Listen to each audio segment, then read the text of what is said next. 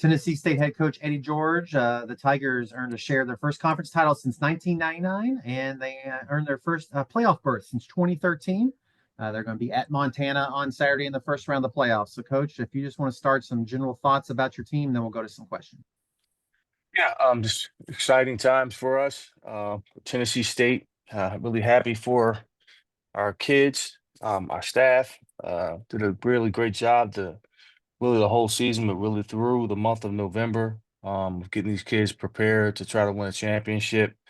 They've answered every single challenge that was presented in front of them. They got better through the whole process in November. I think we're really going into this thing with the starting to peak at the right time.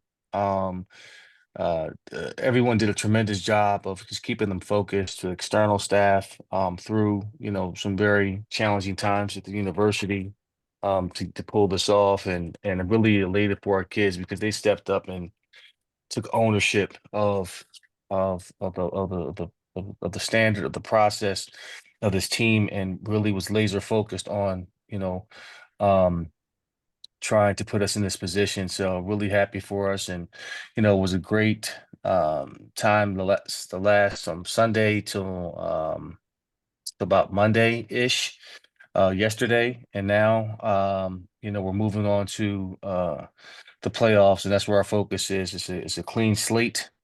It's a brand new season. It's a wonderful opportunity. They will compete. We've earned the right to play in it. Now we've got to, put our big boy pants on, go on the road, and get busy. Thanks, Coach. Again, anybody's got questions, let me know down in the chat. Mike Organ, you're up first.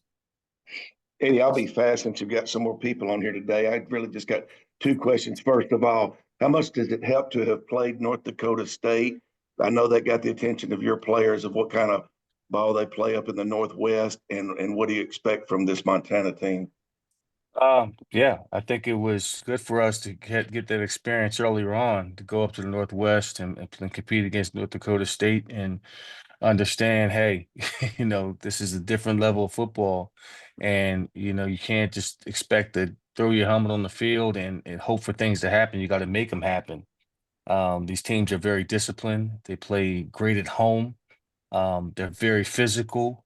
They and they have a great deal of experience. These programs have played in the playoffs year in and year out, and is the expectation. This is their floor. They expect to compete for championships every single year, so this is nothing new to them. So I think that experience will help us. Hopefully, this go around of our preparation of what we need to do, and just the level of intensity, we have to turn it up another notch, or a few more notches, and in terms of our preparation and what's expected of us on Saturday night. Okay, my only other question is the statute of limitations has probably expired on this, but how much does it help to have Brandon Fiser on the staff, him having a flavor for Montana, obviously being a 2-year starter up there, and he give you any insight, or what's it like Well, yeah, well, Brandon? he knows the culture. He understands it. He's born in it, molded by it. He gives great insight. He often refers to their preparation, the years that he played for the Grizz, and when they went on their run, and just the expectation, the culture. I mean, all that speaks to who we're trying to become as well, and just what to expect playing in the stadium. What it's like. It's going to be tight quarters, tight sidelines. It's going to be hostile. It's going to be cold. All those things help us in terms of what to expect to go up there on Saturday night, and hopefully it'll be a fun environment. Thanks, Eddie. I'll see you this afternoon. All right, thank you. We'll go to Brandon King next, and then Coulter, you're after him. Go ahead. Good morning, Coach. How you doing? Good morning, Brandon. How are you, my friend? I'm doing well. I know conference champion coach has a nice ring to it. So congratulations to you and the program on really getting it done this Saturday. I appreciate it, Brandon. Thank you. No problem. And I know that the wins and the losses, of course, that's why we're here. That's why, all of the coaches on this call are in that position. But I kind of wanted to talk about, and you've touched on it, in previous weeks, but, you know, in your particular position as a head coach, you know, the impact that you have on these young men, not only, you know, on the gridiron, but potentially years down the road. You know, can you talk about, you know, what that particular charge means to you, and what it feels like to be in a position to impact, you know, potentially generations of young men? It's a huge undertaking, a big responsibility. Um, it's a position that I don't take lightly because you are responsible for that, you know, for the good and bad. You know, you can influence a person in a bad way, it can have a negative impact on someone. Um, I try to be mindful of that, of servicing the young men in this building in a way that I would my own child. So there are various hats that I wear, whether it's as a mentor or father or a brother or coach or disciplinarian, um, and always trying to be always being very transparent and upfront and honest with them so they can face the cold hard facts, but also have a way, a method of how do you make it right, you know, leading with compassion and empathy. You know, I believe in that. You know, we're all trying to be our best selves, and I don't think anyone's trying to mess up on purpose. You know, there are lessons to be learned, and discipline will follow that, and there are repercussions for your actions. But I think that's what they want. They want to be coached hard. They want the discipline. They want the structure. They want the accountability, and you know, they bought into that over the last, you know, 24 months or so, and they're seeing the benefits behind that type of process, buying into the habits, changing the way that they think, how they operate, you know, really embracing that lifestyle. And it means a lot to me that I make sure I do it right because ultimately that's God's work. You know, I'm just being the conduit for it, and I'm making sure that I got my stuff together, you know, and I'm doing what's right and that I'm living it and not just talking about it, but I'm living it and they can see that as an example. Okay. Hey, do I have one chance for a quick Yeah. follow-up? Okay. And then wanted to talk about a name that we brought up before, Sanders Ellis. Again, his fifth freshman of the week. Can you just talk about his progression from the beginning of the season until now and just the impact that he's had on your ball club and your program? Yeah. I mean, Sanders Ellis came in the door bright-eyed, excited, smile on his face about playing football this season. Worked his tail off to get the starting job. Really, Micah Gay going down early in the year gave him that opportunity to start. Had freshman eyes, you know, had really bad eyes early on, meaning that he didn't know what was seeing, what he was looking at. But as the season progressed, and I got to give a great deal of credit to our linebacker coach, Joe Bowden, worked with him, simplified everything for him to make it digestible so he can just see, run, and hit and execute. And the game has slowed down tremendously for him because he spends a great deal of time in the coach's office studying the game, studying the opponent, knowing, looking at different situations. You know, he's being taught like a professional, and he embraces that. And we're seeing the fruits of his labor and the fruits of his work that he's put in, and it's been awesome to watch him do that. You know, 5 weeks, freshman of the year.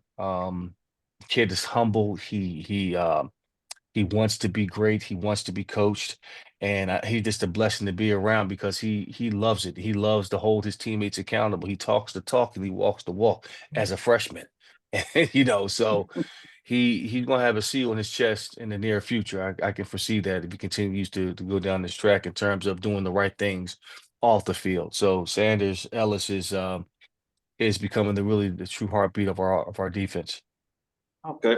Well, once again, congratulations on all that you've accomplished this season, and good luck as you head up to take on the Grizz this weekend, Coach. Thank you. Thank you very much. We'll No go to problem. Coulter next. Go ahead, Coulter.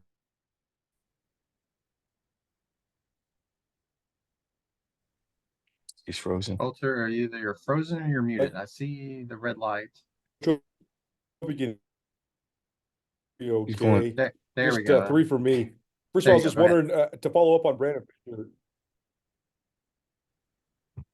Colter, Colter, Can you hear you're me? going in and out. You're Hello? going in and out a little bit. Can you hear me okay? I got you now. Yes, sir. I love it. Okay, can you hear me? Okay. I was wondering about Brandon. Just impacted the building. Okay, you said something about Brandon. You still going in and out a little bit. I was just wondering how much impact Brandon Fisher's had just on building your defensive. Okay, yeah, Brandon's been awesome. He not just our defense, but he's been instrumental in helping me, shape the culture of what the expectations are. Smart dude, knows ball, loves ball, coaches our guys hard, holds them accountable. I love how he gets input from all of his staff, from Richard McNutt, our secondary coach, Joe Bowden, our linebacker coach, Clyde Simmons, very collaborative when it comes to what the defense wants. He asks the defense what they like, because in essence, it's not his defense, it's our defense. And since we got here from day one, that has been the strength of our team, until the offense, clearly caught up this year to that. And I found, the right pieces and parts and coaches that help bring that side up to speed. So Brandon has had a huge impact, on our team, on our defense, on our identity. And that's my little brother. I remember him on the sidelines, the Titan games, running around the locker room, getting towels and stealing Gatorade bottles and running up and down the sidelines, shagging balls at practice, getting picked on, and now he's an integral part of our success. he typed his other questions, Coach. He wanted to know, what are the challenges of preparing for Montana's defense?